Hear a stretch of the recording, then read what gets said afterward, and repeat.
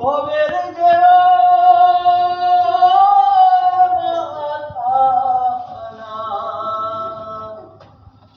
সবই গেছে শূন্যে ভেসে ফেলে রেখে যায়।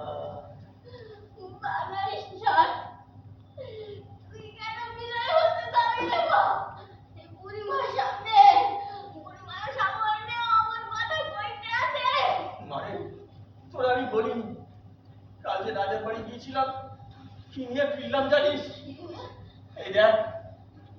এই দেখ নখের আছো এই বিষ শরীরে নিয়ে কি আর কেউ বেঁচে থাকে রে মা?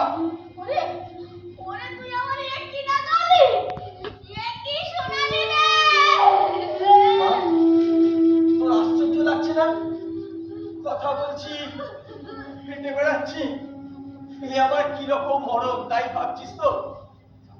সূর্যাস্তের সঙ্গে সঙ্গে এই খেলাও শেষ হয়ে যাবে রে মা, এই খেলাও শেষ হয়ে যাবে। শোনাই মুশকিল হাসানের কাছে গেছিল, শোনাই নানা রকম বিচার করে মুশকিল হাসান বললো আমাদের সোনাই আর বেঁচে নেই। কাঁদিস নে মা, কাঁদিস নে।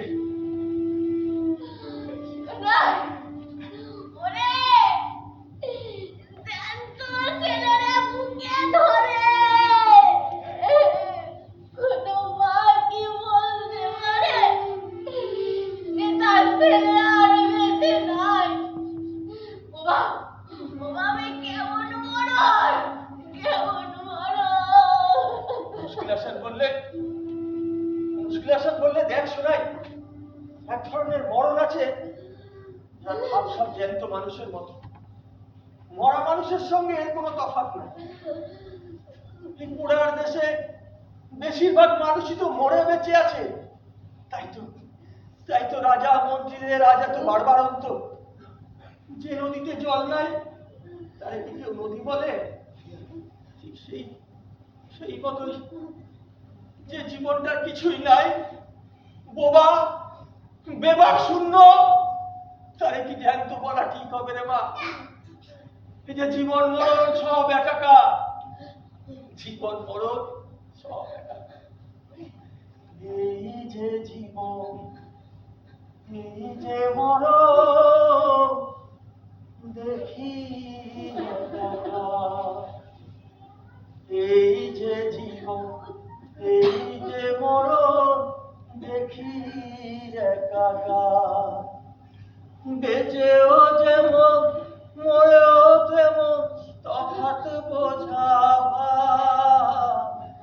এই যে জীবন এই যে মরণ দেখি একাকার। সার বুঝেছি মরেই গেছি